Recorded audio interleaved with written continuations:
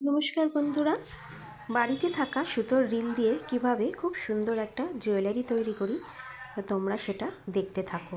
বন্ধুরা, আমরা তো সুতো খালি হয়ে গেলে বা সুতো শেষ হয়ে গেলে সেই খালি রিলটা আমরা ফেলে দিই, কিন্তু এই রিলটা ফেলে না দিয়ে খুব সুন্দর কিন্তু একটা জুয়েলারি তোমরা তৈরি করিয়ে নিতে পারো। জানো তো বন্ধুরা, আমি কিন্তু কোনো দিন জুয়েলারি মেকিং শিখিনি।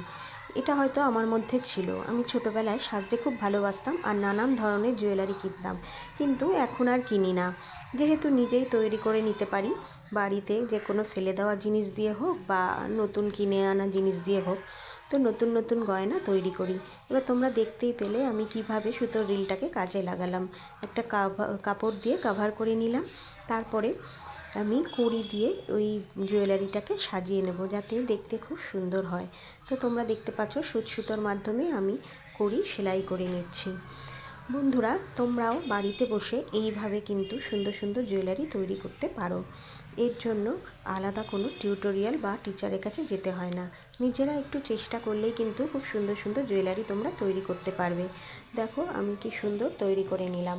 এবারে হাতের তৈরি একটা টার্সেল ওই সুতোর রিলের মধ্যে একটা তুলির সাহায্যে আমি ঢুকিয়ে দেব।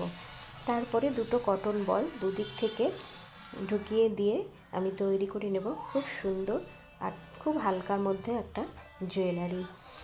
জানো তো বন্ধুরা, এই যে জুয়েলারি কাপড়টা এটা আমার ঘরেই ছিল, মানে আমি একটা টপ কিনেছিলাম, তার হাতা দিয়ে তৈরি করে নিলাম এরকম সুন্দর একটা জুয়েলারি।